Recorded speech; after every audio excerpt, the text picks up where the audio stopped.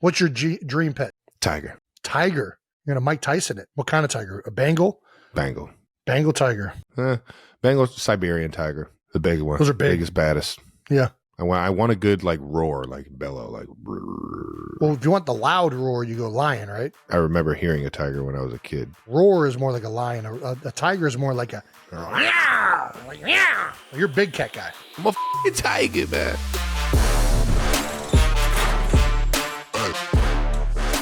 Welcome back to New Heights, ladies and gentlemen, presented by Wave Sports and Entertainment and brought to you by the all-new Experian Smart Money debit card. Hey-yo! The debit card that builds credit without the debt. No way! You guys should look into that. It's a good way to build your credit without having to rack up a bunch of debt that could bury you. Makes a lot of sense. Debt with a B in it.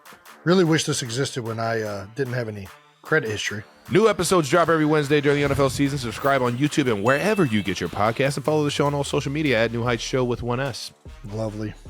And and while you're at it, check out our official fan club at newheightsshow.com with 1S as well. Jason, tell the people what the episode's going to be all about.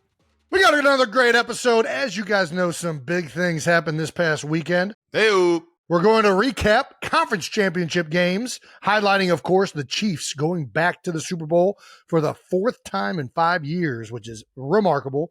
We'll also shout out some fan mentions and talk about all the rest of the biggest storylines around the league, including some big coaching hires in the ranks. So, but before we get to all that, we're going to get to the newest of new. That's right. Little new. All righty. We reached 2 million YouTube subscribers. Holy cannoli, everybody. The New Heights YouTube channel has officially passed the 2 million subscriber mark. After last week's episode, shout out to the 92%ers and everybody that is just now joining us. Thank you for joining us on this fun ride where we have no idea what's going on. We also are back to being number one podcast across all categories in both the U.S. and in Canada. So, again... I don't know how we're rigging this fucking system here, but we really appreciate whoever's rigging it. It's part of the NFL script. There you go. No, I was in on the script until you guys lost. Yeah. I mean, this fucking script sucks. But yeah, I'm kind of happy. I'm happy for you guys. But thanks, man. The script is did Philadelphia dirty. No, that ain't right. Apple Podcasts, United States of America, all podcasts. I guess we're at the number one of the charts. All right, we're cool. also number one in sports podcasts in a bunch of other countries, which is fucking mind-blowing to me that we're number one in Mexico. Who would have fucking... There's no soccer podcast down there? We're number one in Mexico, Peru, the Philippines, Chile, Croatia. This has got to be like Swifties, right? Can't be. They're not listening to this podcast for football stuff, right? Yeah, that's crazy. Thank you to all the 92%ers outside of the continental U.S. How about that?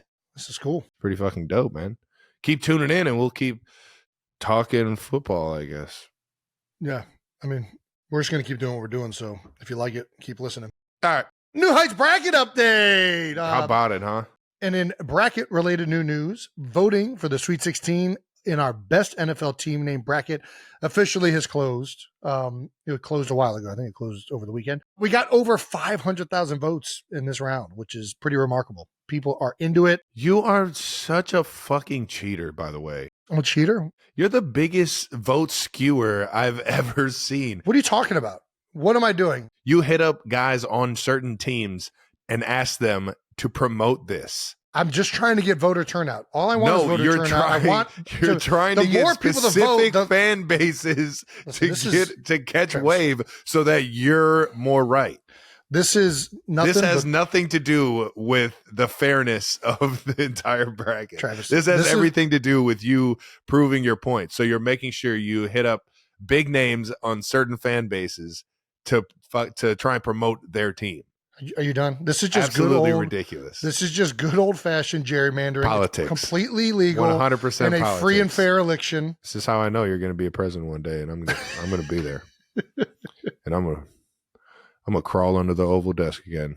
I swear, once you're president, dude, I'm fucking up the whole White House. I'm in there. I'm in the walls. You can't keep me out of there, dude. They're going to hate me in there. I can't wait. former Bronco Mark Schlereth, the stank, and the Broncos official Twitter account both tried to sway the vote by getting the Broncos involved, but the Chiefs' kingdom prevailed again. It was they made up a lot of ground. It was an impressive effort by Broncos country. They were riding for sure, but they didn't ride far enough. The Broncos, man, that's a sweet name, dude. It is a great name. I'll give it to it. It's a very solid name, and it flows. There is now officially only 4 perfect brackets left of the total 36,000 entries. So it is starting to dwindle down. It'll be really interesting in the Elite Eight coming up this week with who makes it out of that, because it's starting to get real competitive. Shout out to the 92%ers for continuing to make your voices heard and to make sure that this election has as little bias as possible. Thank you so much. We need to get to the bottom of this. Every single vote. You guys are ridiculous. I just want voter turnout. Keep submitting those. Well, I guess you can't submit it anymore, huh? I was going to try and close up that bracket update. Yeah, you can't submit the brackets, but you can vote. You'll be able to vote on the bracket over this weekend and keep this thing going. Be some fun times. Let's get some fan mentions of the week. All right now. Beat you to it. Son of a buck. This week, our mentions were filled with people still reacting to Jason's time in Buffalo. What a magical time. It was. I got a bunch of requests on from me saying that I would love to see or get a painting of this picture of you. I would love to. There's a lot of paintings that people were throwing out there. Yeah, I think the request was heard. On. Yeah, we'll see. We shall see. But our first mention, or fan mention, is from Princess Kiana herself. That's right, Kylie Kelce, who commented on the video of Jason taking or talking about the shirtlessness. You were in quotes saying, everybody knows this famous quote, "I'm not asking for permission, I'm doing this." And the exact quote, I will say, "When I'm grabbing the keys to go get a cat," is Kylie's reply. Because we know how much of a cat lover you are. And, big fan. Huge fan of outdoor cats. Outdoor cats, not indoor Only cats. Outdoors. Domestic cats are... Listen, I respect what a cat can do in nature. It's a ferocious hunting animal. I think you respect it because we had a cat growing up. Yeah, that's what Flash was. An outdoor cat. I once saw Flash kill a bird mid-flight. Flash was a bad... Isn't it just electric? It is. And that's what I'm saying. I respect cat. Those kind of cats. I don't want one wandering like these ragdoll. I've learned so much about cats over the last week. People sending, "Oh, you guys should get a ragdoll. You should get this. You should get a tabby." And all these. I don't even know what the heck. I didn't even know there were cat breeds. I didn't know that was the whole thing. I thought it was a cat. Yeah. They're like dogs. They have different breeds. Apparently, ragdoll, according to everybody, is the dog of cats. They just cuddle up next to you.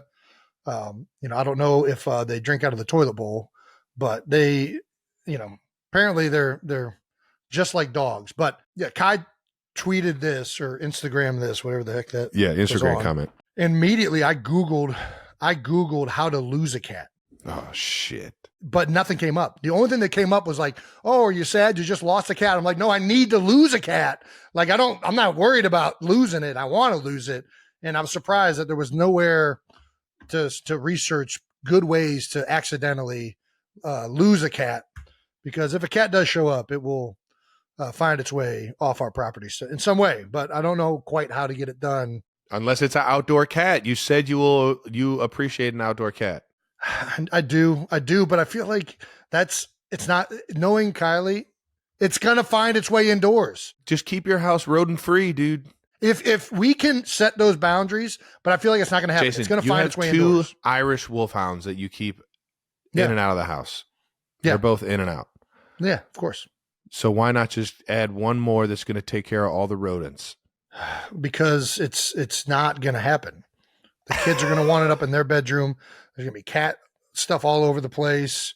No. What is it? Which one is it? Females or males? If they pee, it like just starts to. I just remember going in certain guys' houses growing up that had cats, and you would smell like that. My nostril right now. Yes, you know what I'm talking about. Yeah. You could just smell that urine smell, and I'm out. There's nothing about. That's why they make kitty litter.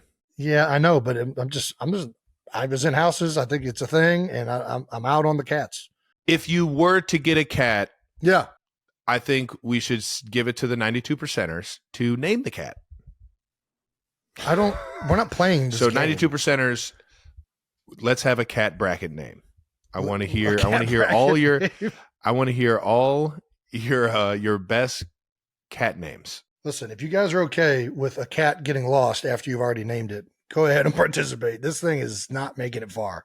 Next up, it appears that Dad has learned how to make memes. This past week, he showed a bunch of memes on Facebook, including these that we're about to show you right now. And they are all Dude, you think he's making these? There's no chance. I'm pretty sure he's just either screenshotting it or getting it sent to him sporadically. Yeah. There's no way he can make these. Dad does not have this level of computer savviness, which is surprising because he's spending time on it. He's at every up-to-date computer. Yes, he's spent a lot of time on computers. Since the 90s. He had the original Macintosh. I'm so positive that he didn't create any of these. There's no way. But it is an honor to finally make Papa Kelce's. I've played in the league for 13 years, and it took me... Never once been on his IG. Yeah, apparently, listen, kids, if you want to make your dad proud of you, take your shirt off, drink a beer, and scream at the top of your lungs. Apparently that's what does it. That's my boy. That's my boy. So the first one is if aliens came down from outer space and said, take us to your leader, this is the guy. Yeah. I mean, and no better picture proves that that's the guy. Unfortunately, this is actually probably a good representation of the human race. I don't know that that's the one that we want to have represent us, but if we're looking for an accurate representation, that's probably good. What are they doing down there? This guy is... I mean, these guys are obese, alcoholics, and stupid. It's just dumb. How did they amass so much power? Look at the Dolphins, even smarter than this guy. Well, the second one Dad put out was Jason fighting for Scotland's freedom in Braveheart. They'll never take our freedom! That's pretty good. Who doesn't love a good William Wallace? William Wallace. When's the last time you seen Braveheart? Never. Dude, watch it. I remember seeing it a little bit when we were kids because Dad fucking loved that shit. He did love it, and I'm telling you, watch it as an adult, you'll get why he loved it. It's an electric movie. All right, well, I'm in. All right, that's all I got to say about that. Thanks, Dad. Yeah, should we add Papa Kelce to the New Heights social team? Yeah. Him and Jets Jake can team up with him. Collab posts. Let's get some collab posts going with Big Ed. Good luck, Jets Jake. He's going to have a lot of bad ideas. You're going to have to weather the storm on that one. Next up, it looks like Jason's also inspired a new Funko Pop. Hey! From @theofficial Funko on Twitter. Nice. Do you feel this electric atmosphere? How could you react if you released this pop? How would you react if we could release this pop? Yeah, dude. I mean, Funko shaved in the chest. Got the sweatpants, the Timbs, the Bud Light, it looks like. And then you got a Rolex hat on, which is pretty sweet. Talked to Funko Pop, and they agreed to do a charitable thing. It feels weird, kind of having this whole situation, because it was just something that kind of happened organically. It feels weird to kind of have shirts and everything made. Try and profit over it, yeah. Yeah, but I feel like the way that it makes sense is we have agreed with Funko Pop, and we're going to be releasing a shirt later in the week where portions of the proceeds will go to Patricia Allen Fund at O'Shea Children's Hospital out of Buffalo, because I think, you got to repay the people that put me in this. You got to, man. You got to. The only reason this happened, and people are like, why didn't you do this past week? Why wasn't your shirt off? You asked me that. I'm like, listen, Mafia, man. that was the situation that happened because of what they did to me, what we did to each other. That was I get it. It was a little bit outlandish. I don't know why it happened. It just felt right. I don't know. That's all I can say. It just felt like the right thing to do. There's something in that fucking water up there, man. God. We're going to pay back to the people that caused this. Well, that's dope. Shout out to Funko. As well as Travis Kelce, of course, scoring a touchdown. Not right now. Let's talk about our next sponsor, Prize Picks. Hey-o. That's right, baby. Back on the Prize Picks train, baby. Prize Picks is America's #1 fantasy sports app with over 3 million members. And with the big game right around the corner, Prize Picks is the easiest and most exciting way to turn every game-changing moment into 100x your money. That's right. With as little as 4 correct picks, you can turn $10 into $1,000. Ooh, Wow. I like those That's pretty odds. nice. Plus, you want to play alongside some of Prize Picks' favorite players like rapper Meek Mill and comedian Andrew Schultz, one of my favorite comedians out right now. You can now find community plays under the promos tab of the app to view the entries from some of the biggest names in the Prize Picks community. And now, for this portion of the ad read labeled personal experience to be read by talent outside of Travis and Jason Kelce, because we are active NFL players. Can't do it. Cannot participate. That's right, Jason. You just said you're not retiring. I didn't say that at all. But you know who can participate? Our intern. That's right. Come on in here, Brandon. Come on in. Come on down. There he is. Is it? I'm out of here. Is it messed I'm up? not I'm even not gonna one of the listen to what biggest you have to names say in the to it, Prize Brandon. Picks I'm out. community. Yep. How the hell Just am I do- not in there? All right, bye, guys. Thank you, Brandon. Bye. All right, 4 quick picks.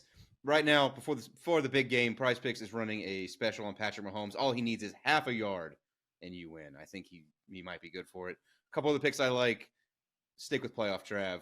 Take Trav receiving yards. I would also look at Christian McCaffrey for touchdowns. The man has been automatic in the playoffs. That's all I've got. I'm gone. All right. Well, hopefully our intern did you guys right, and he's really not an intern. I hope you guys know that, right? And if you want to start making some picks, go to prizepicks.com/New Heights and use the code, you guessed it, New Heights, for the first deposit match up to $100. Again, that's prizepicks.com/New Heights, code New Heights for our first deposit match up to $100. Pick more, pick less. It's that easy. All right, we need to talk about one of our sponsors that you probably see us drinking all the time, and that's Accelerator Active Energy Drink. Talk to me, player. And if you've been looking for ways to accelerate your fitness in 2024, that's right. Look no further than Accelerator Active Energy Drink. Jason, what you sipping on? I got that. I got that tropical punch. Got a little tropical punch over here. That rocket pop be slapping. It's pretty dang good. Pretty dang good. Pretty good. Pretty good. Pretty Pretty good. good. And not only is it pretty good tasting, but Accelerator Active Energy has 0 sugar, gives you sustained energy, gets your metabolism going, and gives you the enhanced focus that you need to accomplish just about anything. Maybe playing in the NFL football or taking care of 3 kids, which I still don't know what's harder, to be honest with you. Good luck with both of those. Plus, there's also nothing like those signature plant-based thermogenics to give you the energy you need to record the #1 podcast. All righty. Accelerator is available at Hy-Vee, Quick Trip, and Amazon. And get this, Accelerator is offering all 92%ers $5 off their next Amazon order of Accelerator Active Energy Drink. From now until February 4th, put your favorite flavor of your Accelerator in your cart and use promo code 5Accelera at checkout for $5 off. My God, that's a deal. If you're someone who stresses out every time you need to pick out a gift, you are no longer have to panic because Etsy's new gift mode is here to make gift giving fun. I cannot wait to use this because I suck at trying to figure out gifts. That's right. Gift mode is a new feature on Etsy that helps you find incredible handmade gifts from independent sellers for all the different people in your life. Not sure what to get your girlfriend or spouse for Valentine's Day? Well, that makes sense because it's a made-up holiday. Wherever she's into, gift mode can help. There's a ton of incredible gift options for the music lover, the jewelry lover, the dog or feline lover, just to name a few. The gift mode isn't just great for significant others. Have a friend who's obsessed with sports. If you're a New Heights 92%er, the answer is probably yes. All right, now you can get something for the football fan and the basketball fan, or even the pickleball player in your life. Jason, what is your favorite gift you've gotten Kylie? From Etsy? I don't remember. What's your favorite thing I got you from Etsy? She said there's so many things that she loves that I've gotten her that she can't even remember. Stats are at 92%ers. The only thing that has a better chance of working than a quarterback sneak on 4th and 1 is going with Etsy gift mode to find your next gift. Just download the Etsy app and tap on the Gifts tab in the center of the navigation bar. Need to find the perfect gift? Don't panic. Try gift mode on Etsy now. You want to get some bold topics? Little football? Yeah, let's do it, dude. Let's do it. Chiefs 17, Ravens 10 in the AFC Championship game. Doggone. It was some good football being played over there at the bank. Initial thoughts, Trav. What do you think? Pretty good, huh? Yeah, man. Doggone. Pretty damn good game. Obviously, we wish we would have scored more in the second half, but went in there with the right mentality, executed early, and put their offense and really their team with their backs against the walls. And man, you gotta love Spags in this defense right now, baby. Doggone, it's electric playing with them, man. They're giving us chances to stay in games and win games and kind of manage things offensively. And Pat Mahomes is playing the game like the best quarterback in the league, baby. No doubt. No, you guys have picked it up though offensively. I mean, I know it's only 17 points, but you guys had multiple chances. You had the 1 4th down that you guys went for. We're not hurting ourselves right now, and that's the best part. Where there's some flags here and there, but you're having good drives. The mistakes like the drops are kind of limited. The fumble, the turnovers, all those things, the game changers, the game wreckers, certain things that you do to yourself that you just can't win doing. We started to clean that up a lot, and that goes to the head man, baby. You don't clean those things up without good discipline. You don't clean those things up without having good leadership, and that's the coaching staff right there, making sure and harping on the right things and really motivating us in the right direction week in, week out. And we never lost faith, not one time during the year. And right now we're playing our best ball, baby. Boy, are you. The Chiefs are officially headed to the 4th Super Bowl in 5 years. I mean, dude, this is legendary status. I mean, we already talked about just going to this game. It was your 6th or 7th AFC Championship in a row. And now you find yourself in the dance for the 4th time in 5 years. The Chiefs were 4.5-point underdogs, which was tied for the biggest underdog Patrick Mahomes has ever been before a game took place. We'll start off with pregame. Everybody talked about it. Everybody had videos on it. It was all over Twitter. I was at the game. And I love how I'm getting painted painted as the bad guy. Oh, you're definitely getting painted as the bad guy. I had multiple people text me in the game, middle of the game, like, what's Travis doing? Why is Travis doing it? And I'm like, dude, you guys have no idea. We're going to get to it right now. Justin Tucker is warming up, and there's an exchange between you and him.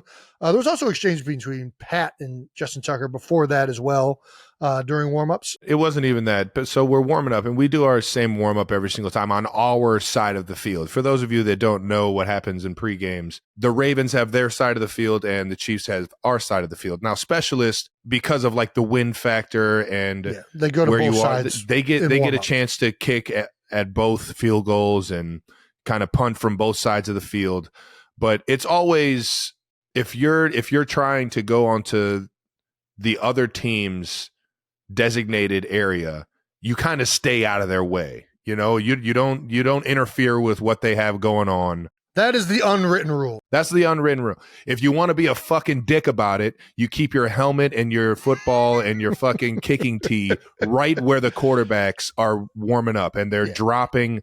Eyes are looking left and they got a helmet down by their feet. It's actually kind of dangerous, really. But like, if you're not going to pick that up, I'll happily move that for you. Justin came out and he said it was more of a joking gesture and kind of a fun competitive. And I get it. I mean, he was kind of winking at me, like being a dick about it, like trying to get under the skin. Yeah, he knew what he was doing. I get it, but it got under your skin a little bit. Me and Pat, we've been having the same mentality for this game all week long, man. Yeah. And it was you got to go in there and have the right mind frame, have the right mindset, and we just weren't in a joking mood.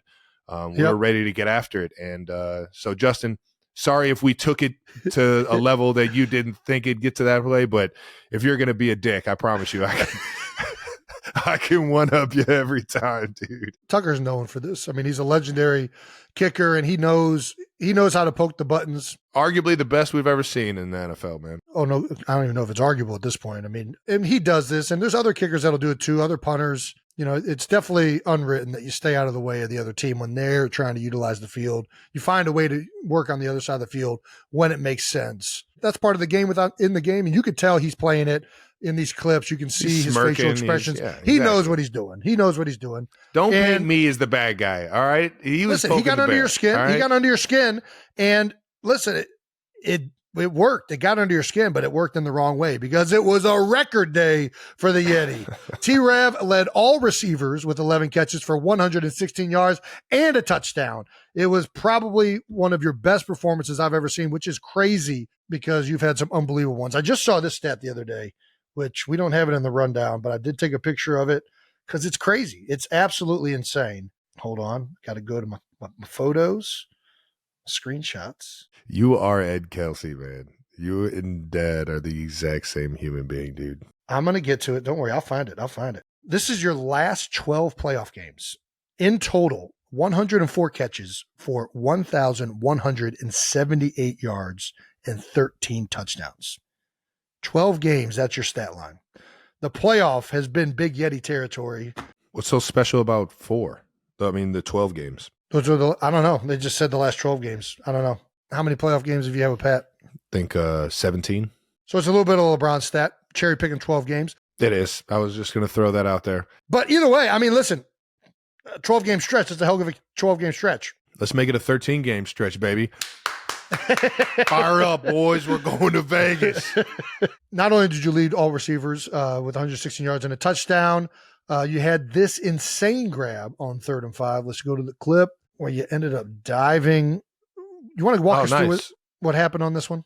Yeah, we'd love to walk you through it. Big 3rd down play, and Pat changed the play. In my mind, I was like, I don't know if we should change this play. And that's not how you play football. Yeah, for those of you have to listen to the guy. He's got the keys to the car. It's his. He's steering the ship. You got to listen to the guy. And I was just like, I don't like it. And sure enough, he's pump faking, trying to find me coming over the middle of the field. Where's Trav? He's going to be right here. Any second, he's going to be right there. Okay, he's not showing up. I'm over here fucking picking my nose over there and fucking on the numbers. Well, you made up for it because you made a ridiculous. Yeah, he's scrambling for his life, gets his legs chopped out from under him, and throws just something and just to get the ball out of his hands so he doesn't take a sack. At that point, I'm in my head like, I got to make a fucking play for my guy. I'm just out here looking like an asshole, not running the right route for him in the biggest game of the year. So, but yeah, Pat, thanks for giving me a chance, baby. I love you, man. Listen, you ran the wrong route. Whatever. You ended up with a big conversion on 3rd down. That was a huge part of this drive, a huge part of this game. And this is one of the things that makes your and Pat's connection so electric, because your guys' ability to freelance, both of you are so good at that. You know what I mean? Like, Pat is probably one of the best improvisers I've ever seen play the game at the quarterback position. That's the thing that really sets him apart as a player. To have both of you guys be able to do that and also be on the same page or get to the same page. Right now. It's pretty fun to watch when stuff like He's this a faster reader than I am. That's what it is. I'm just a few pages back. I haven't caught up yet. Honestly, that's it makes playing with the guy so much fucking fun, man. When you just know that he could pull a rabbit out of the hat at any point, put the ball in one area for you to go and get where you or nobody gets it, and you can go and try and make that spectacular play for your team. That's what makes it so much fun, man, because you just know the play is never over. And even when they think they got you, they don't. And I love that fucking feeling, man. As you can see, I'd stand up and I'd punch a fucking ghost right in the face. I was so excited. Pow! Take that, Casper. 1st down. And then we ended up scoring a touchdown, which was awesome, man. The Ravens kind of have that like color scheme of ghosts too. They got that. Ooh, they do. You know what I mean? Like purple that was like that in the video games. Wario. It's always it was the Wario Castle. Wario, all the Nintendo stuff. All the ghosts are purple. Waluigi. What was the Luigi Wario? No, it's not Wario. It's Wario and Waluigi. Waluigi. Nice. Waluigi. They definitely have that. And holy shit, did they bring out every superstar they had that game. Yeah, they did. It was an electric atmosphere. It was a family reunion in that place. So the first two, everyone saw Ray Lewis and Ed Reed, but 3rd quarter came around, and they started playing 50 Cent song. And they turned off the lights, started playing a 50 Cent song, and then panned to the tunnel. Yeah. And all you see is this shadow in the mist and like the fogginess. Yeah. And I'm like, how the fuck did they get 50 Cent? Since when is 50 Cent a fucking Raven? This is bullshit. And it's fucking Terrell Suggs walks out. And I'm just like, oh shit, that's electric too. How did they? He won a ring with us too, man. You can't do that. He won 1 or 2? Just 1, yeah. I think it was just one. He wasn't there. Shout out to Sizzle, man. That shit was awesome though. I was over there. I was in the huddle like, oh shit, it's Sizzle. Yeah. I thought it was 50 Cent, man. Thank God it wasn't 50 Cent. If it was 50 Cent, man, I don't know if we came out that game victorious, man. Between this clip and the one that we're about to show, I don't know which one was more impressive, the 3rd and 5 catch or this touchdown catch. Dude, you want to walk us through? So they're in man or no? Yeah, they're in man. They're in man with Kyle Hamilton, man. And I'll tell you what, that dude has a bright future. He's already a stud. And he had an unbelievable rookie year. But what is this, like a little wheel route? Like you're like out and up? yeah, just an out and up. We had shown that formation and the concept over the past probably 10 games. We've ran that concept at least once. So kind of been setting it up. And I've had, I don't know, probably like a handful of catches off of that concept where we just dot me on the out route. So we tried to do the out and up, and he played it perfectly. He did play it perfectly. But and this is what I wanted to ask you on this, because Pat throws a back shoulder, right? That's what this would be called against man-to-man. 100%, yeah. When do you guys know immediately when Hamilton is playing it perfectly that if Pat throws this, he's going to try and hit me on the back shoulder because Hamilton has leverage? Sorry, go ahead. It can happen one or two. No, you're good. You're good. These are good questions. It could happen one or two ways. Yeah. Depending on where he is, obviously Pat's going to try and give me the best opportunity to catch the ball. So if he's over top of me, he'll try and back shoulder me. But at the same time, if there's some sort of blitz, a guy comes free and Pat has to get the ball up quick and he can't make that decision like later on. So let's say on the out part, like Pat has to get the ball away now. He might just put it up and give me a chance to run and go and get it, catch it over the shoulder instead of the back shoulder. So you're still like trying to find it when you I didn't see that thing until it was about you turned around late. 5 to 10 yards. Very it kind of worked late. out in our favor because it happened. It was bang, bang. But I did not see that. That ball was coming through the fucking rafters. It was like coming out of like suites in the background. It was like a dark, foggy, and then the ball just fucking appeared like 5 yards from me. I was like, who's that? So you answered the next question I was going to have, which is you waited to turn around what looked like till the last possible second. And is that important on a back shoulder catch? Because the quicker you obviously make that transition that it's going to be a back shoulder, yeah, the quicker the DB has to react. I mean, he had great position. He had great position. The only chance I had was that it was that back down hip. Yeah. The last place he's thinking that is going to be, and I could just kind of turn with it, right? Yeah, and you use your body to shield it. You got to have late hands if you're going to reel one of those in. Dude, it was an impressive catch. Barely caught it, but I'll take it. With how late you got the turning around, you get it on the hip. Unbelievable play by you and Pat. This is my favorite play of the day because of everything that went into it. Appreciate it, bud. Tutty, baby, coming out scoring touchdowns. That was the biggest thing coming in, was that we wanted to score tutties. That's why we went for it on 4th and 1 down in the red zone a few drives later in the second quarter. Yep. We knew if we put up touchdowns, it was gonna force their offense to feel a little bit antsy and a little bit pressed to get the ball downfield, and that's what we wanted. We wanted to see what our DBs and their wideouts looked like. Trav, over the last 2 games, you have 17 targets, 16 receptions, a 94.1% catch percentage. How about that? Little 92%er action. All right now. And 191 yards, 3 touchdowns, and a 153.1 passer rating when they're targeting you. How do you keep flipping that switch on for playoff games? What do you think it is about playoff games that, in particular, it feels like you end up having big games? I don't know if we want to say this quite yet. I mean, obviously it's just being accountable for your guys, putting in the hard work throughout the week. But I think there's just that flip of the switch that you kind of turn on in December. Yeah. Sense of urgency. You know, you want to try and have that switch for the entire year, but it's a 17-game season, man. Sometimes it's just, I mean, it's hard, man. It's hard, especially after 11 years, getting excited for a random game in fucking November where you know you're about to wax this fucking team. It's hard to fucking get it going every single week. And this year it was harder than ever because we weren't winning those games. We were trying to find ways to win, and we were kicking ourselves in the foot. And we're finally getting the juices going. We're finally playing our best ball at the right time. And how can you not get excited about that? You know, how can you not fucking wake up every single day knowing that you got a chance to go and get this thing, man? It's electric. It's the best feeling in the world, man. There's nothing better than January and February football, baby. And we're in the thick of it, man. I love the challenge of going into a hostile environment or I just love the challenge of having our backs against the wall, and it's win or go home, man, and finding a way to win with the guys. Man, it's definitely an electric atmosphere, and it's an awesome thing to witness take place. So, Trav, your 6th receiving touchdown in the conference championship game is now the most all time in conference championship games.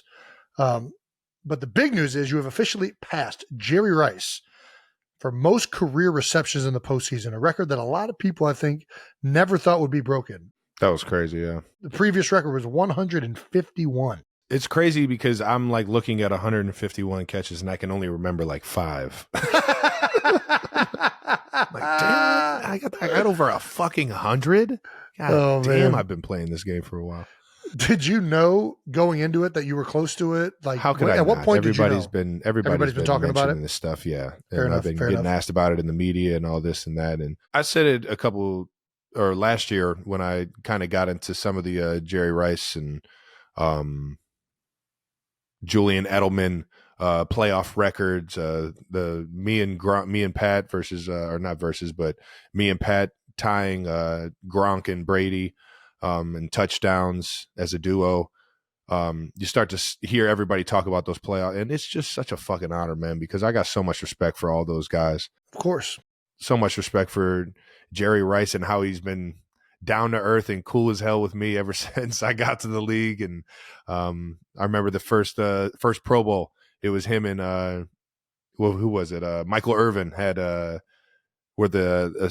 I guess the honorary head coaches captains. For the coaches. Yeah. And it was hearing Jerry and Michael talk about me as a young guy, as a young, tight end in the league, man. It fueled me with confidence that I was doing the right things, man. So and what's even more funny is that I have this weird image in the back of my head of remember backyard football on the computer growing up? Oh, dude, I don't even know if I want to mention this because I've secretly been looking into seeing if anybody holds the rights to backyard football and backyard baseball because I want to buy it and get this thing going again. That was the best game ever. Dude, it was so fun. It was so electric. Can you imagine playing backyard football right now on your phone? Because you could do that whole thing on your phone. It wasn't that complicated. 1,000%. It was not complicated. Anyway, sorry. Go ahead. It was. I love. So that you do game. remember? All right, nice. Yes. Well, if you remember, Jerry Rice was the greatest thing on. Yes, it was. Jerry Rice and Steve Young. I would pick both of them, and every single time. So every time Jerry would score a touchdown, his automatic celebration was to pull out a notebook, open the notebook, and on the header it said records, and it was him just scribbling. I can't believe you remember this, dude. And I'm just like in my head, I'm like, damn. And then I looked it up when I got older. I was like, damn, why would he has all the fucking records, and that's why they did it. And it's just full circle that I'm as good as Jerry Rice in backyard football. There you go, man. Dude, that's electric. I've made it. Dude. I love that. Made it, dude. That's what comes to my head is that I'm now the animated. I'm not saying you might have just found out what your next touchdown celebration is, but just writing records. Well, I'll have to break a record, and I think I'm way too far away from any of the other records Jerry has. You missed your opportunity? Yeah, I missed my opportunity. Either way, pretty damn cool, man. And pretty remarkable record to break. It was awesome. Thank you, man. Maybe the biggest compliment, though, came from Antonio Brown on Twitter. AB. That's right. AB, the electric Twitterer. Travis Kelce, the dopest cracker I know. There you go. That's a heck of a compliment. Hey, man. I appreciate you, AB, man. It feels good to be one of the dopest crackers, man. I love that shit, man. He's one of my favorite follows on Twitter. You got to follow him. Let's get to the Chiefs defense. It's been the storyline all year for the Chiefs. They have been phenomenal. In Spags We Trust. That's the shirts that a lot of the defensive guys are wearing. Man, don't we? This shirt is great. Did you get one of these? You know it, baby. Dude, that shirt is a great design. That's a great freaking shirt. Oh, yeah. They held the Ravens to just 10 points and held the NFL's number one rushing offense to just 81 yards. And this was my thing. I think everybody's thing going into the game. Can they stop the Ravens rushing attack? That's a key and they did it. They held them to 81 yards and forced 3 turnovers and 4 sacks. It was an impressive play by the Chiefs defense that has been, the best in the league for largely the entire season. Yeah. Including maybe the play of the game when L'Jarius Sneed forcing a Zay Flowers fumble at the goal line. What a guy, man. Well, he wasn't really reaching though, right? He was kind of like going down, but No, he was. I mean, he was fully extended to try and get that thing across the goal line. can't reach. Fuck. And I'll tell you what, man, Zay Flowers is going to be a special player in this league. You told me this before the season even started. You saw him work out down in Texas with Pat. And I don't even know if we can say that, but you saw. I mean, he was just that, right. We were all working out at what is it, TCU? It just kind of like, it wasn't like a scheduled workout. It was everybody was. And out I was there just I was just tweeting at Mark Schlereth because I wanted to vote in the thing. But anyways,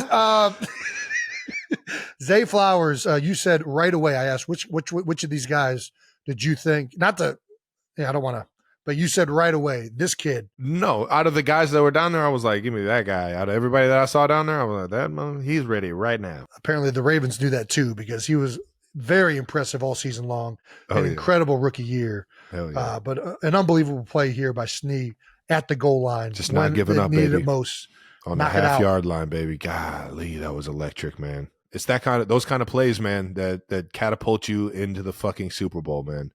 And thank God we got Sneed, baby. And this came after a taunting penalty that was called on Flowers when he stood over Snee. I don't even know if we want to mention that. No, I mean, you can mention it. It got called. I mean, it is what it is. You can't. You know what it is? It's not the standing over as much. It's not the pushing them. It's the drop of the ball. You think so? The spin. You can't spin the ball or like throw the ball at somebody or like that is the taunt. I don't think there's pushing and shoving after a play all the time. If you stand over somebody, they'll call that too, though. Because I've been called for it. I got called for standing over top of a guy. It's whatever. As much that was going on back and forth, that's a tough one. Yeah. Especially in a big play like that, that's a tough one. But we've talked about it before. We're pro taunting to a degree. You got to let people's emotions, and you want that back and forth a little bit. And I didn't, whatever. Joey Burrow certainly agrees with us. Let the guys taunt. Let the guys taunt. Normally you see let the guys play, but I would just he just went right for the jugular. I don't want to see him play. I want to see him taunt. I want to see him fucking yapping. Hell yeah. I'm with it. I'm with you though, Joey. No, that's great. There's an acceptable amount of it, right? And there's a part of it that makes it more exciting. You'd like seeing people's emotions fly. As long as you're not doing these ridiculous antics or whatever, if it's just a pure sign of aggression, like you just made a great play, whatever. Insane stat. The Chiefs defense has allowed 4 points per game in the second half over their last 8 games. You want to talk about second half adjustments? My God. 32 total points in 8 games in the second half. That is a remarkable stat for this Spags defense. That's fucking insane. It's crazy. Is Spags the most underrated coordinator in the NFL? I mean, I don't know that he's underrated at this point. I am a little bit surprised. I mean, I know his head coaching stint in St. Louis didn't go great. But I don't know. I don't want to say anything bad about an organization. That was whatever. A little surprised at how, yeah. You don't got to say much that's already been said, brother. I don't know, man. You see a lot of other people that are great coordinators in the NFL getting head coaching, stuff circling around. And I really do think what Spags has done this year, that entire defense has been truly fun and exciting to watch. They have been great. And it's been consistent. I love going to war with him, man. I just love playing. I love being in the locker room. He's one of the most motivating guys and coaches that I've ever been around, man. Just always having the right frame of mind, the right positivity. Even when you need that toughness and somebody to motivate you and kind of like a get your shit going type of way. Spags does it in a respectable way that guys can relate to and that can motivate them. Some guys just don't have that gauge. They can't gauge that. Sure. And Spags has been able to kind of get the best out of every single guy he's got, all the way through the depth chart. And it goes to show, how much, there's how much we rely on him. And this stat right here, these 32 points in the second half that's got to be close to a fucking record right there, I would assume. Yeah, you would think. I mean, it's a pretty impressive 8-game stretch in the second half. The guy found a way to stop Randy Moss and Tom Brady. How about that? Spags found a way to stop fucking Randy Moss and Tom Brady. And that's right. They were undefeated and fucking unstoppable. The most unstoppable has ever looked. And Spags found a way to beat him. I mean, or at least slow it down. Yeah. The score was not high. I remember that, but the 2007 Patriots Super Bowl, he did. Actually, I don't even remember. I don't remember what the score was. I'm pretty sure it was a low score game. Both teams Right? under 20, I would assume. That's what it felt like. It's kind of like that was that 08, not a lot out. I'm just kidding. Dude, Spags. In Spags We Trust. The biggest plays often happen when you need them most. And the final drive, there was a Chief that came up with perhaps the biggest play of the day because it sealed the deal. With 2 minutes and 34 seconds left, up by 7, Pacheco, to burn some remaining Ravens timeouts, was being utilized, but to seal the game on a 32-yard pass, Marquez Valdez-Scantling. How about that, top baby? the quiz for the game, baby. Didn't get any sweeter than that, man. Punching our ticket into the Super Bowl yet again. In case you forgot about last year against the Cincinnati Bengals, he did the exact same fucking thing and came up big for the Kansas City Chiefs. He was getting a lot of heat. I was about to get to as it. well as the entire wide receiver room.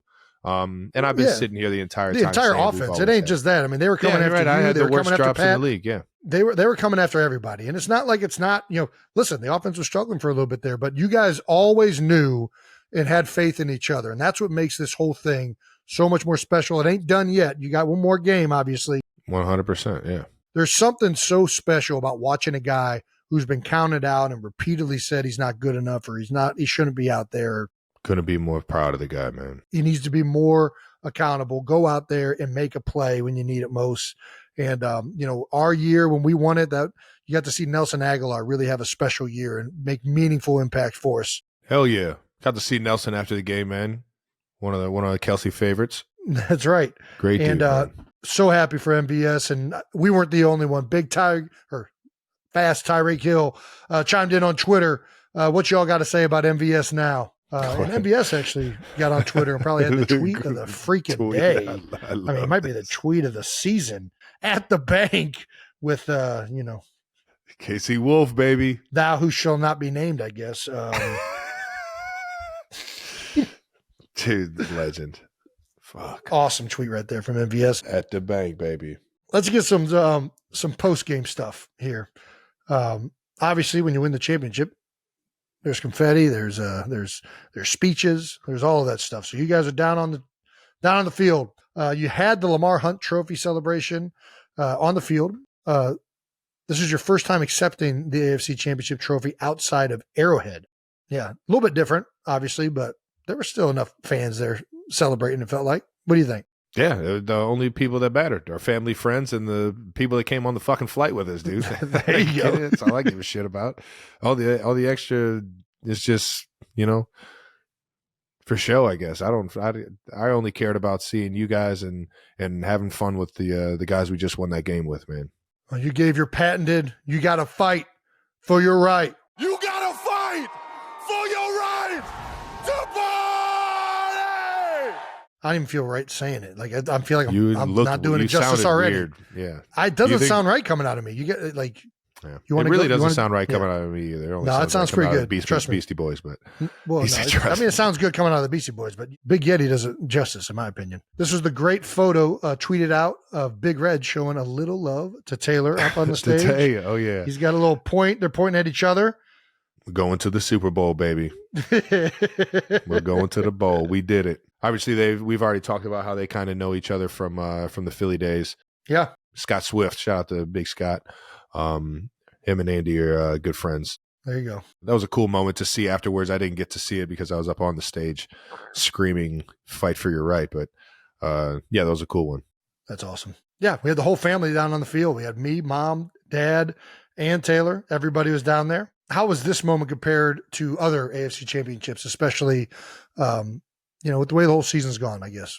Man, I mean, obviously it feels like it's a little bit sweeter, man. I don't want to rip out anybody's heart in KC, but this road to where we are now has been more of a challenge, which means you have to overcome more, which means it kind of means a little bit more. And although I cherish all the games that I play in Arrowhead, every single one of them, baby, this one meant a lot, man, and it meant a lot because the guys we had and how we persevered through a lot of the things that we weren't doing during the season. Mm-hmm. And it just felt that much better with those guys. You could feel it in the locker room afterwards. You could feel it on the plane ride home. Typically if you win one at home, you just go straight from the field to your house or to wherever your family is off the field. This one, we got to have an entire 2-hour flight to ourselves where it was just us partying on the freaking plane back home, man. And it was electric. It was awesome. We had the coaches coming back to where the players were and just reminiscing on this season and enjoying every single bit of being around each other and what we had just accomplished yet again for the second year straight. And we got a special group, man. And that's why this one feels that much better. 100%. And it feels that way. It's been an awesome year. And, as we talked about after the game, it's just one more now. Uno mas. All right. Let's go and get it, baby. LeBron's stat of the game. Might have to change this whole bit to Mahomes stats pretty soon, but from a friend of the show, Mr. Rich Eisen. Rich! All hail Patrick Mahomes. Here he. First quarterback ever to start 4 Super Bowls before turning 30. Third quarterback to start 4 Super Bowls in a 5-season span, joining Tom Brady and Jim Kelly. And those are pretty good company right there. 14 playoff wins behind only Brady and Joe Montana. 4th Super Bowl start, only Brady and John Elway have more. Jesus. And he's not even 30 years old. Doggone. Pretty remarkable. Patty Mahomes, baby. Yeah. I think those are some pretty good LeBron stats. Yeah, I'd take those LeBron stats. I'll take those LeBron stats any day of the week, man. Also, shout out to the newest members of the Chiefs Kingdom, Taylor Swift, who has officially reached the Super Bowl in a rookie year. That's got to be good. Shout out to Tay. Thanks for joining the team. Do we miss anything? Just shout out. I got to give a shout out to the Kingdom, baby. They were loud and proud out there in a hostile Baltimore, the bank and whatever the freaking stadium is. Man, that shit was just so much fucking fun. It was so much fun to see you guys afterwards hanging around to watch us, raise that Lamar Hunt trophy yet again. Bring Lamar home for the Hunt family, knowing it was the year that his wife Norma passed away, and we wore her initials the entire year, and we're still going to wear them into the Super Bowl. It'll be the first Super Bowl that she hasn't been to, and we got a chance to bring it home. There you go. So shout out to the Chiefs Kingdom, the Hunt family, and let's take this one. Let's take this one to Vegas, baby. All right. All righty. It's time to talk about our next partner, SeatGeek. That's right. Tired of trying to find the best deal on tickets this football season?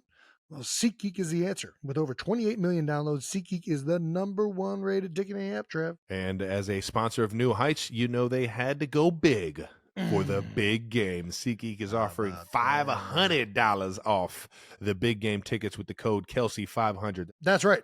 A $500 discount for all of our 92%ers. That's a hefty little chunk of change. Think about how many beers you can get at the game. Just go ahead and use code Kelce500 on SeatGeek. And don't worry, 92%ers, everyone is eligible for the discount. It doesn't matter if you've purchased on SeatGeek before. You can still make use of this special offer for the big game.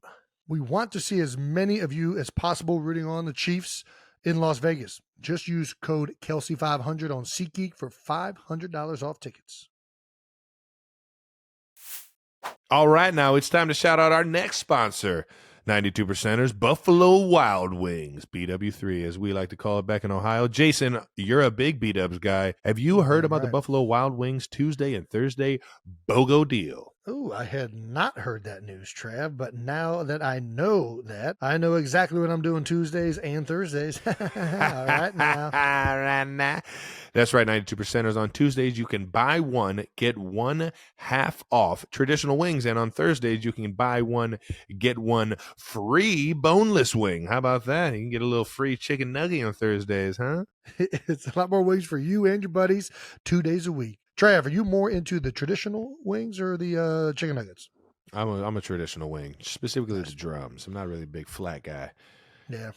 I like the flats, but I like a little I'm kind of into meat on the bone. I'll even eat the chicken nuggets. I just don't like calling them boneless wings. Make sure you get the Buffalo Wild Wings on Tuesdays and Thursdays for the BOGO wing deal. And let's go Sports Bar.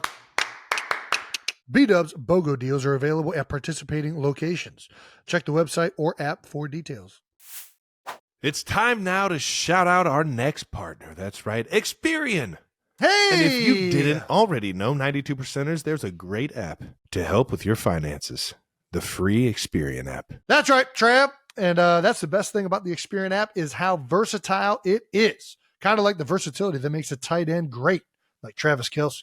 Being able to do so many things. Run, catch, block, even pass when they let you to help his team win. The Experian app has so many free tools to help you take control of your credit and finances. For example, you can get free FICO scores at your fingertips. You could also boost your FICO score instantly, free, with Experian Boost, especially now that you can use your car insurance payments to boost your FICO score. You can only do that with Experian. You can also get free credit monitoring with alerts, as well as free access to whole marketplace of credit cards, loans, and insurance options, all matched to you and your unique credit profile. So go to the App Store and download the free Experian app now. Experian Boost results will vary. See Experian.com/boost for details. All right, let's get to some other player insights on NFL storylines. There's only one other game to really comment on, and that's the NFC Championship named this game. the other NFC. Yeah, all right. Yeah, 49ers prevail over the Lions in what proved to be a truly remarkable game. Yeah, 49ers 34, Lions 31. Yeah, I didn't get to see this one. Neither of us really got to watch it and appreciate it. We were watching it upstairs in the box a little bit before you came up, but when we left the box, it was right around halftime, I think, of that game, and Detroit was up 24-7. So I was like, man, Lions are running away with this thing. And then pretty much by the time I got to the car, I was like, oh, wow, okay, they're 49ers right back in this one. This is a game. Yeah, Lions got out to a big lead early, going up 24-7 into the halftime. But the second half was all Niners. Scored on 5 straight second half possessions. Offense really got going after what is being called. He's pretty good. Pretty good. He's pretty good. Just when you think he's not, he's pretty fucking good. Offense really got going after what is being called the immaculate deflection, where Purdy literally bounced a pass off a Lions defender, and Brandon Ayuk came down with it. When you're a great team, you find ways to win ball games. You find ways to make big plays, and this game specifically, football, is known for having some of the wackiest and wildest shit happen. Boy, is it. And we are both a part of games where it has gone off helmets. It has gone big deflections that have turned out to be huge plays. I remember Marcus Mariota, a teammate of yours, ended up when he was in Tennessee. I was concussed and getting out of a CAT scan. Yeah. And was watching my playoff hopes shrink as Mariota threw it off of Darrelle Revis's face mask and then caught it and scored a touchdown. This kind of shit happens, man. And I mean, I'm not going to lie. When this kind of shit happens, you just get crazy momentum, and the football guys are just on your side, man. It's just, you just keep running with it, man. And this was one of those plays. I thought when Lamar had his deal, when it went off of Jay Reid's hands, and then Lamar Jackson caught the ball and like ran for an extra, had like a reception for like 20 something yards or something like that. I was like, damn, man, they're getting, that was a big play in the game. They're getting that kind of shit. Yeah. This is, I mean, I don't like that at all. That the football juju is not on our side. I'm like, oh, I kind of had the opposite reflection up in the booth, because right after they scored, I was still like, man, listen, they got a lucky one. I didn't really see any, they still weren't really moving the ball like that, but regardless. Their touchdown was a play. That was a great fucking ball. It was a great, it was a great ball, a great catch. But I hear you. It was kind of like a broken down play. That's what extended the drive. But either way, yeah, the biggest takeaway from this game for me, it says Dan Campbell decision. I think the biggest takeaway is Brock Purdy and the 49ers overcoming this deficit. Dude. Listen, we've heard these stats all the time about Kyle Shanahan's as a coach and really his offense, is that they can't really play unless they are in the game or have a lead. They have never really come back from, like a 10-point deficit or whatever. Well, they find themselves down 20. This is the second game they march back and come from behind. This is the biggest comeback I think that they've had in the history of it. That boy's got heart. And the biggest difference is the quarterback. I mean, Purdy, for as bad as he was in the first half of last week's game, and I guess, I don't know, in this week I didn't see much of it, but they were losing pretty good. When it matters most, he's showing up. When they need him to get touchdowns, when they need this offense to get going, he is slinging that thing. Slinging it. He's making plays with his feet. I mean, it's impressive. He's playing damn good right now, man. I didn't see the game, but saw the highlights and saw a lot of the plays he's making. I'm just like, man, in moments that he was making those plays, man, that is he's ready for the moments, man, and he's only going to get better and more confident as the time goes on, man. We're gonna have our hands full, baby. It's gonna be a hell of a fucking Super Bowl. I know that. That it is. The other takeaway from the game, obviously everybody's talking about it, are the fourth down decisions, which, listen, if you've been watching the Detroit Lions at all this year, this ain't anything new. Dan Campbell has been going for it any second he gets. He's been the riskiest play caller in the game all season long. He's been rolling them dice, and he wasn't going to change it up in this game. The two that they're really talking about are the 4th and 2 at the San Fran 28 and the one that was more towards the end of the game, the 4th and 3. The 4th and 2 one is the one where it's like, man, if they kick the field goal, it's a 3-possession game. You know what I mean? They were up 14. If they kick the field goal and they make it, which it would have been just under a 50-yard kick. It would have been right around 47 yards, I think. I guess they're at the 28, so it would have been even less than that, about a 45-yard kick. But hindsight's always 20/20. You guys went for it on 4th and 1. I feel like in these playoff games, you got to be aggressive. But that was the one where it's like, man, we already have such a lead. Let's just take the points and make it 3 scores. Until you get a first down, and now a couple plays later, you score a fucking touchdown. And the dagger has been put in. And then guys, see, this is what it is. They weren't playing to accidentally sneak away with one. They were playing to be aggressive and go out there and take it. And I've loved Dan Campbell for playing and coaching like that in these Lions all season long. Unfortunate that this story is ending for those guys. It was an incredible storyline happening. Man, it was fucking fun to watch them fucking go to work, man. But, it's a great storyline for San Francisco as well. The 49ers have had a special year. They've gotten a lot of redemption this year with Brock Purdy staying healthy down this stretch and getting an opportunity to prove who he is. And they're in the dance. Yeah. Yeah, man. You got any final thoughts from this one? The old Niners Chiefs rematch, baby. That's right. Get to watch me and George go at it yet again, baby. It'll be a fun one, Kittle, man. I love that guy. I love how he plays. And it's an honor every time I get to share the field with this year's best tight end in the National Football League, man. 8-5. Well, the 49ers' 17-point comeback win is tied for the largest comeback in the history of the NFC Championship game. 49ers are now 1-5 when trailing by 14 or plus points at any point in any game since 2022. That's a LeBron stat. LeBron. Best thing to come out of championship weekend is the death of the Super Bowl logo conspiracy. People have been speculating that the color logos correspond with the teams that would be playing the games. This comes from a lot of the scripted community. Obviously, you had red and yellow when there was Bengals Rams. Last year, it was teal because the red. Bengals are red. Yeah. Is that red or orange? It might be orange. I don't know. This year, we obviously have San Fran and the Ravens with the purple and red, and it has been officially debunked. So, way to go. Thanks, guys, for debunking something that was meaningless and stupid from the beginning. Yeah, moving on to other news around the league. We got some coaching news. Trev, you want to hit it? Eagles coaching news at that. The Eagles have parted ways with offensive coordinator Brian Johnson and have hired former Chargers and Cowboys offensive coordinator and the Boise State stud, Kellen Moore. Kellen Moore was the OC in Dallas for 4 years and the OC in LA just this past season. Have you met Kellen? I have not. Played against him a lot, obviously, when he was in Dallas. Yeah. I was surprised, actually, when he got fired the 1 year in Dallas. It felt like their offense was pretty fucking good. Even just like 2 years before that, he's being touted as, head coaching candidate, one of the top ones up there.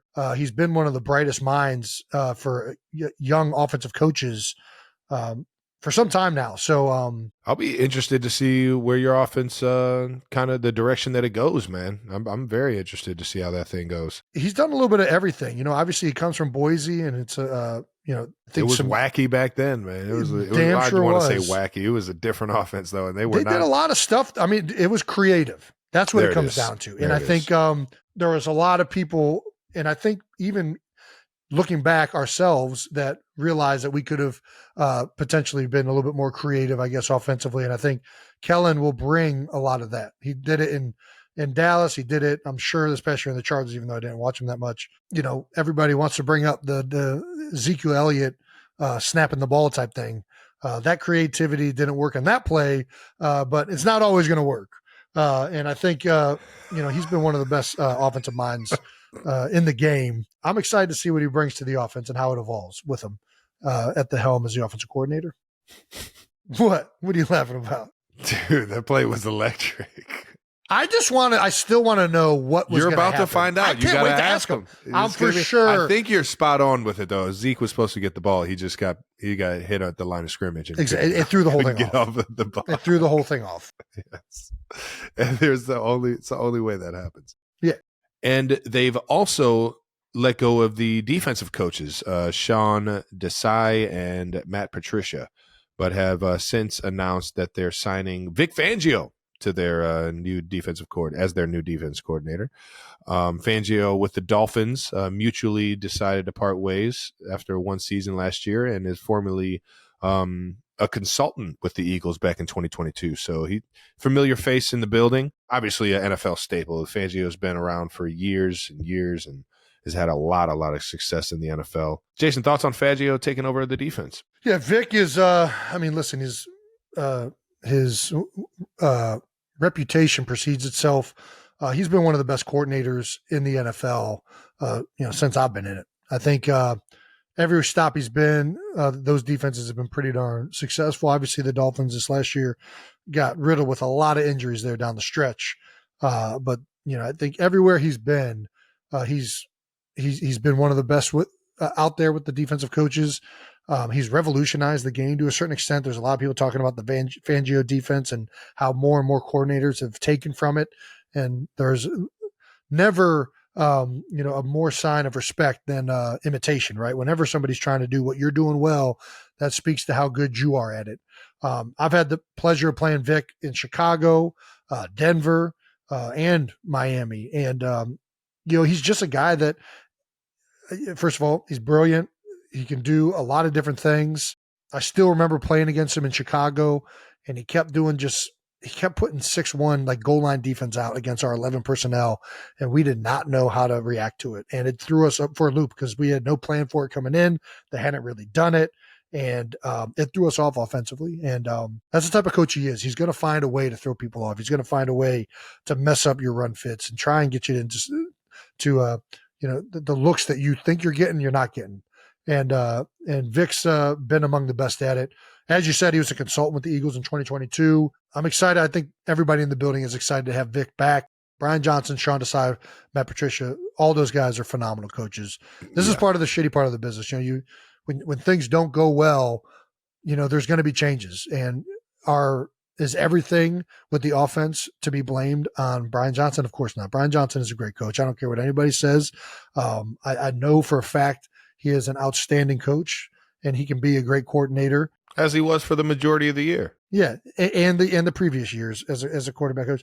It's just there's a lot of things that stalled out the offense, and the defense the same thing. I feel for those guys, or for guys that get let go in these situations, because it's never at any time is it any one guy. Never. That's the unfortunate side of this business, but. I am excited to see what Kellen Moore brings to the team and Vic Fangio. And yeah, I think it'll be interesting.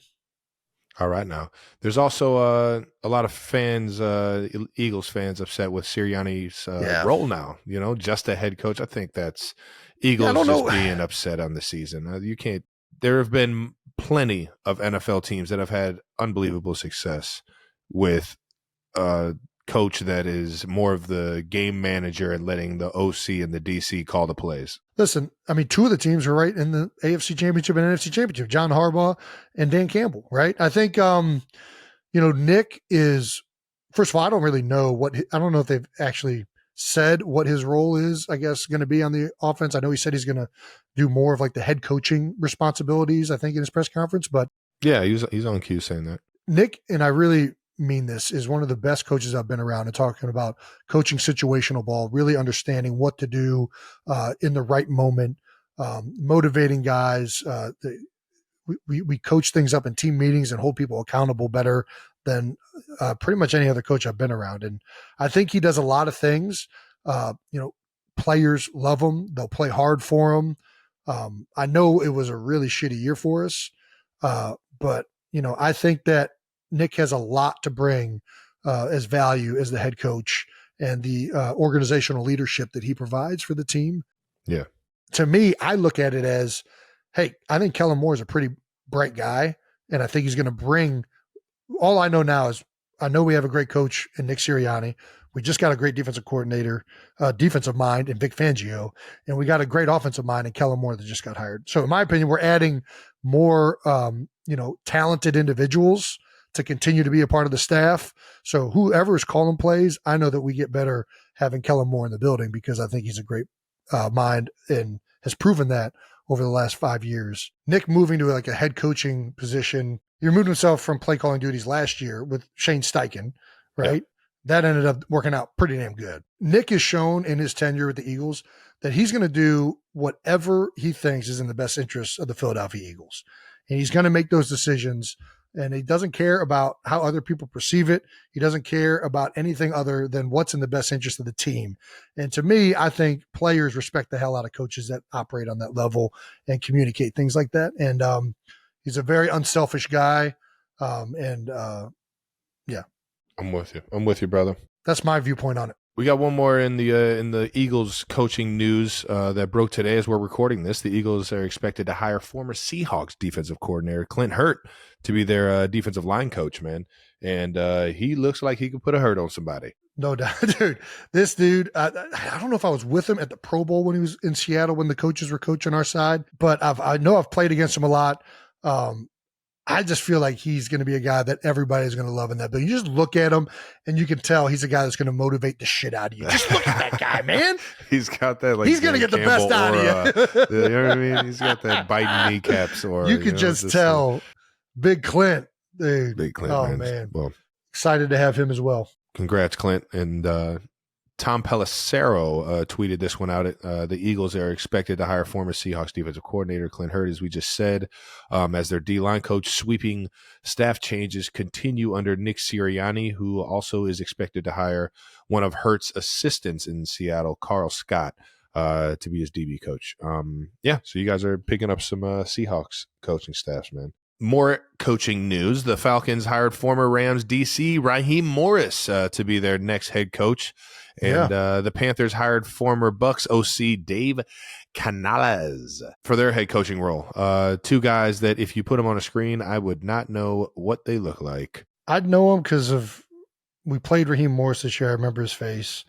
And I just saw a picture like a couple days ago, Dave. Well, the biggest news in coaching ranks, the podcast officially has a new AFC West rivalry with Jim Harbaugh. That's right, the Michigan Wolverines head coach from last year's national championship team has now been hired for the LA Chargers. He's been at Michigan since 2015, where he's just won the national championship. He's finally got him beating Ohio State, so he's got to be doing something right. He's doing something right. I don't know what was that. I forget what the span was before 20 years. He got there, but like I mean, it was like 20-something years. It was a long time. 15. It was fucking, the Buckeyes were owning that one. Yeah, OHIO. Like Woodson was like the last guy. Harbaugh is making his return to the NFL after 9 years. He was, of course, with the San Francisco 49ers from 11 to 14, almost winning a Super Bowl until running into his brother in the Super Bowl. The Harbaugh boys went at it. Know something about that. Not right now. I feel for you, Jim. How about him? Listen, I think it's a great hire. I mean, Jim Harbaugh is a great coach. He's been successful everywhere he's been. The best motivators. That's pretty good indicator that he's going to be successful still. Yeah. I am going to say this, though. I've been waiting to see where Bill lands, and I thought this was the job that made the most sense for Bill because a Belichick defense is going to be lights out. And we've seen what he can do with a premier quarterback. And to have Herbert there in L.A., I don't know why. I just felt like if Bill goes there and they can have that guy on offense and Bill handle the defense, it was going to be something special. But I think it'll still work out with – well, I don't want to say that because they're playing the Chiefs, but can't go wrong with hiring Harbaugh. Jim Harbaugh. I hope he makes them the best version of the Chargers that we've seen, baby. It would give us a great challenge, man. I ain't There mad you at it. I ain't running from shit. You feel me? There you go. That's the Ain't mentality you scared got of to nothing. have. Bring the biggest and the baddest, baby. All right. Well, that does it for storylines around the NFL and kind of the coaching changes that are going on throughout the NFL and the AFC West, knowing that Antonio Pierce is now the head coach for the Raiders. And or he's remaining the head coach, knowing that he was the interim. And Harbaugh making his return to the NFL for his former team, as he was once the QB over there in San Diego. Let's keep this thing moving to some no dumb questions, because there's no such thing as dumb questions. 92%ers, just dumbass people asking really smart questions that don't really seem that smart, kind of sound dumb and feel dumb, but you can't. No dumb. There's no dumb question. I think that's true. Ironically, No Dumb Questions is brought to you by our friends at Buffalo Wild Wings, because there's no bad Buffalo Wild Wings. There's You know what I'm just saying? good Buffalo Wild Wings. Let's go sports bar. And a bunch of dummies going in there to watch sports. From at Teresa Ortiz, 2939 on YouTube. Travis, would you do Hot Ones again? Hell yes, I would do Hot Ones again. Jason, would you go on the show or do one together? That'd be fun. Jason, would you do a Hot Ones? And what level of spice would you be able to handle? I will tell you this right now. Those wings and those sauces are no fucking joke. And the first time I got introduced to a world record hot sauce was because of this fucking jabroni in front of me. Yeah. Jason made an online purchase in college to specifically ruin everyone's leftovers, as he would secretly put hot sauce on all the leftovers in the fridge and just watch everyone fucking be so confused when they eat their food for lunch the next day. I'm trying to remember what that hot sauce was called. Atomic Bomb. No, that was Atomic Bomb was that Quaker Steak. Quaker Steak had that hot sauce, and you get your picture on this the wall. This was or whatever. something like that, though. It was something Well, like this was just a hot sauce that was designed to be as hot as possible. Yeah. And it's called there you Mad, go. I think it was Mad Dog hot sauce, but it was like something like Magnum. Either way, I just remember going in and trying to get ironically, I think it was B-dubs. I think it was a B-dubs like order from the night before, and I just had an extra like 10 wings that I threw in the fridge for lunch the next day. And I go in there, and my first like 2 wings that I eat, I'm just like, God damn it, these are fucking on fire. What is this? And Jason's just over on the couch giggling like a fucking asshole. Just a complete asshole. When we were in college, we used to do online dinners at the Boujnaks. Hey, shout out to the bougies, man. And their dad, who unfortunately recently actually just passed away. I don't know if you knew that. Oh, damn, man. Yeah. R.I.P. to the big guy. Legend. Absolute legend, man. Yeah, Mr. Boujnak.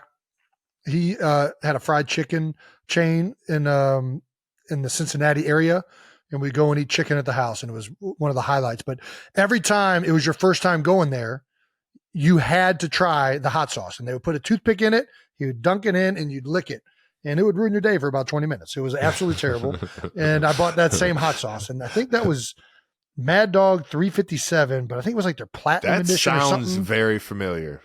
And it had Mad like a Dog little bullet on it. Yeah, but that's where I got the atomic thing from. Yeah. I know it was some type of like weapon of war. Yeah, exactly.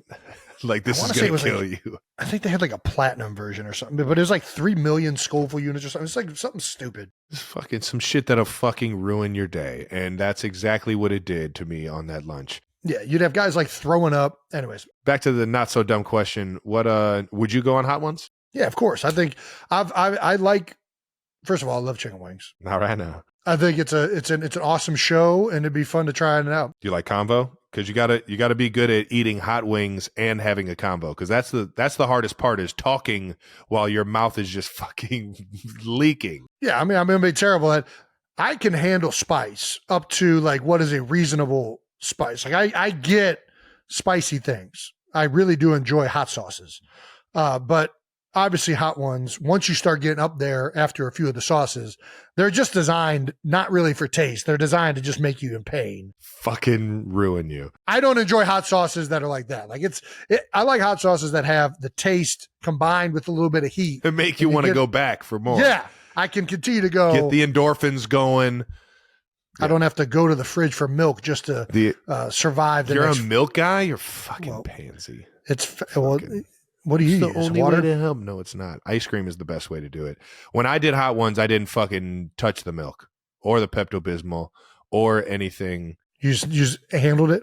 Like a grown-ass man. And my eyes were watering, and I could barely even talk. And I got Sean Evans, who's the host of Hot Ones, got as much as he could out of me.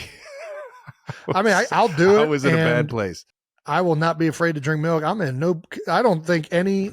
Ain't no shame in your game. We know this. I'm not trying to. You don't even I'm not wear trying draws. to prove toughness out of anything. You don't even. Yeah. Give me the hot wings. It'll be hot as shit, and I'll put some milk on there, and it'll be brutal. But yeah, let's do it. From Melissa on Club 92.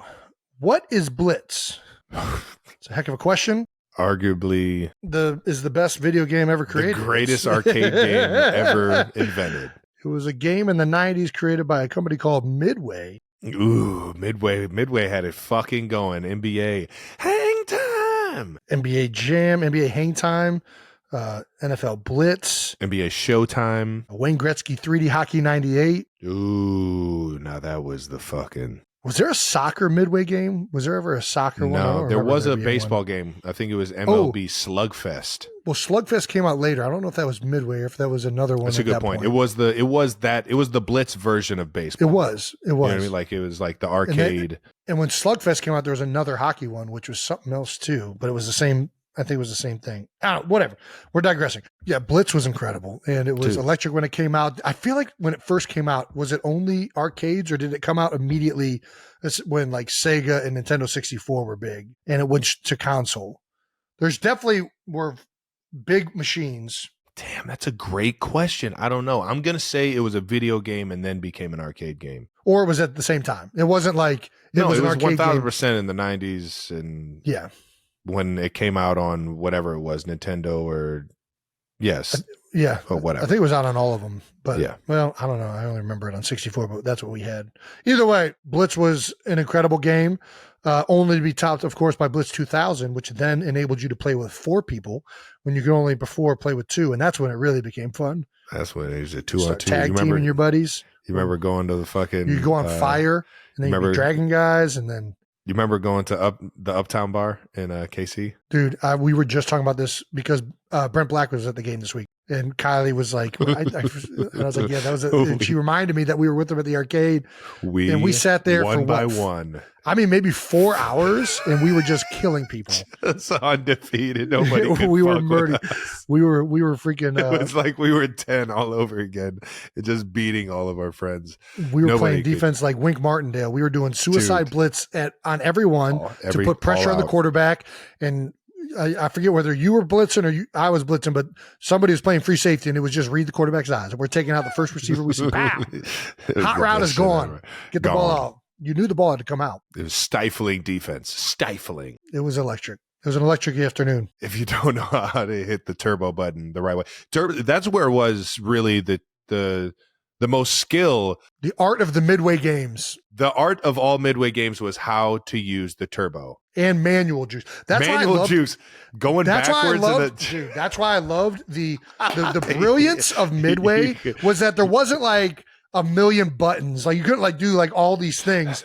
The greatest thing you can master in hang time or blitz, and it's so pertinent to actually playing sports, is tempo control, right? Yes. Maintain your turbo, know when to use it, and you could really shake somebody in some of these manual jukes. But the best. It was an electric way. I still love those games. All right, I guess we should actually talk about what she's probably asking, which is Blitz plays. No. Just go right to the bomb. Yes. And the other thing about Blitz is that it, I really think it revolutionized the NFL passing game. There was one play everybody picked, and it was called the bomb, and it's essentially just all go special, and it's what everybody in the NFL runs now. If you tell a male from the 90s, run the bomb, they know exactly what you're talking about. Yep. Middle guy's going to run a bender. The outside guy's running. You got three level crosser. It's what we ran to win the fucking game against the Ravens, to throw it up to Marquez. We ran the bomb and just fucking threw it up to Marquez for the game. It's the greatest play ever invented. Not quite all go special, but I guess that would be more the Hail Mary play with the little bender in the middle, but There you go. Yeah, triple cross. yeah, 3 triple levels. cross. Either way, yeah, you're putting somebody in a bind on the bomb. No matter how they play it, you can't play it properly. Somebody's one-on-one.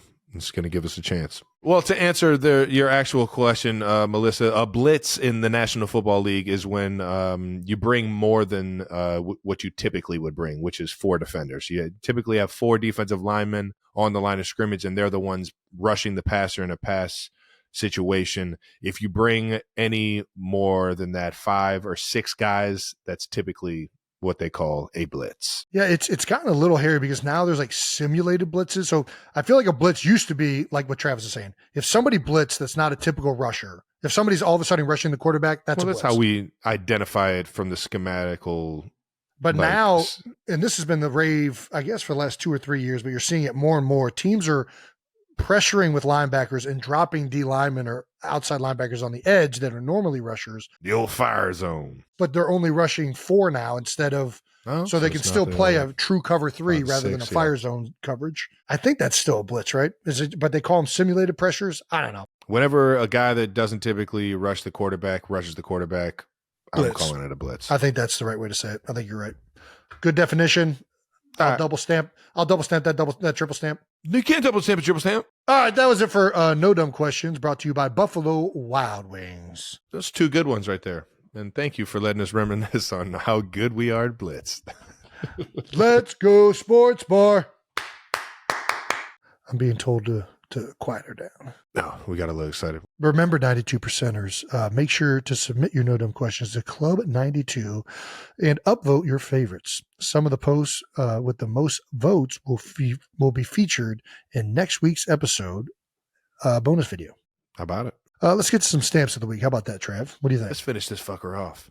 All righty. Finally, we're going to hand out our stamps, which I don't really know if they mean anything, but we're going to do it. What? These stamps go to the players who took their games to new heights in the conference championship round of the playoffs. New Heights Stamp of the Week is brought to you by our friends at Accelerator. It is so good. Jason can't fucking scream because he's got kids. Accelerator Active Energy. How about this, ladies and gentlemen? I got some tropical punch over here. This shit's fucking electric. It's 10 o'clock and I just had one. I'm going to be up all night. Man, it's already that late. All right. Accelerated through the night. Accelerator Active Energy is available at Hy-Vee, Quick Trip, and Amazon. All righty. For my pick, I'm going with none other than the DC that has been lights out all year round and is making his way back to the Super Bowl to try and defend it. Chiefs. Let's DC, go. Steve Spagnuolo in Spags We Trust. I want one of these shirts, Travis. If there's a way you can get one, I need it. I got you. He's a Jersey Shore guy. I know. Well, he came to the event trying to see you last year when we did the beer bowl. I'm the worst. And, we all know this. I suck. I know. We know this. University of Cincinnati knows it. You guys know it. Spags now knows it. I fucking suck.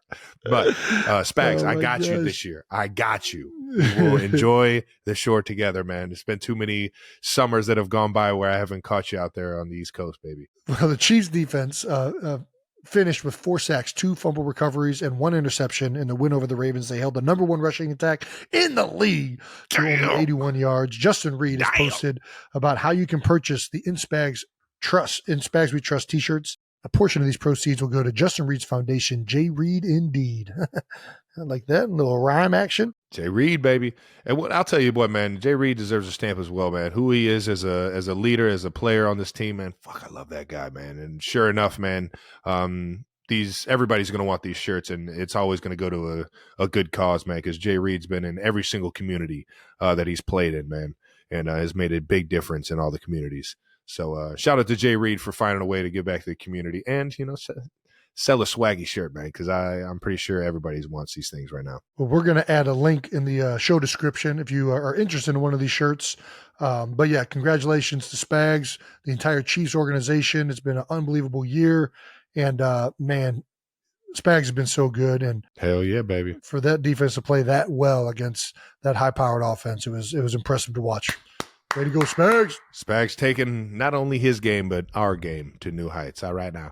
I'm going one of my favorite teammates of all time. My brother from Chi-Town, Frankfort, Illinois, finest. There we go. Lincoln Way East High School. Holy cow. Nick Allegretti. That's right. Nick Allegretti for the Kansas City Chiefs stepped in for our Pro Bowl offensive guard Joe Tooney for the AFC Championship. Big shoes to fill. Huge shoes to fill, and stepped up like a champion and propelled us and got us another AFC Championship and punched our ticket into the Super Bowl yet again, man. And Nick has been year in, year out, Mr. Reliable every single time he gets that opportunity to go in there, to play as good as he did and to play as big as he did in that moment, in that game. We couldn't have did it without you, brother. And his emotional quote, thanking teammates after the game. They were there for me all week with communication, making sure I was ingrained in this offense. God, I'm so proud of this team, man. You said it for all of us, dude. We're all in the same boat with you, man, and the feeling's mutual to have you on the team with us, brother. And damn, that was a fun one to go and get with you, man. And Nicky Allegretti, shout out to all of our Lincoln Way East family, Dan Giordano and the Giordano family out there in Chi-Town. Yeah, baby. We got a lot of connections, and Nick and his family have been absolutely awesome ever since he's been a Chief, and we're lucky to have him, baby. Shout out to Nick taking his game to new heights. There we go, baby. Alrighty. I still can't yell because my kids are waking up, so I'm just going to do this at a nice Kylie's about to beat the fuck out of you if you don't shut the I mean, fuck up. I think that's already a foregone conclusion at this point. That wraps up another episode of New Heights. Make sure you subscribe on YouTube to the New Heights channel so you know when new episodes are coming out, and check out our new bonus video this Friday. How about that? We'll be checking out some new fan art and reveal the Elite 8 remaining teams in our best NFL team name bracket, which is totally unbiased and completely fair. Listen and subscribe wherever you get your podcast. Once again, New Heights is presented by Wave Sports and Entertainment and brought to you by the all-new Experience Smart Money Debit Card, the debit card that builds credit without the debt, with a B. How about that? Debit. Debit. Follow the show on all social media at New Heights Show with one S. Thanks to our production and crew. We love you guys. Love you. To the moon and back, boys and girls. Love you guys. And thank you to the 92%ers. You guys are the greatest. Absolute greatest for sitting around for a few minutes out of your Wednesday to listen to us. I don't get it, but I appreciate you. See you guys Friday.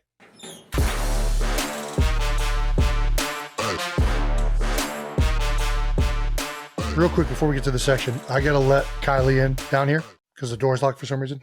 Oh, there she is. You can always interrupt. Always.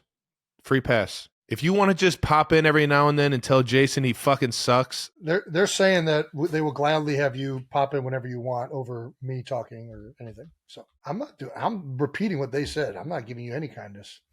I know that. I need to, though. No. Somebody stop him, please.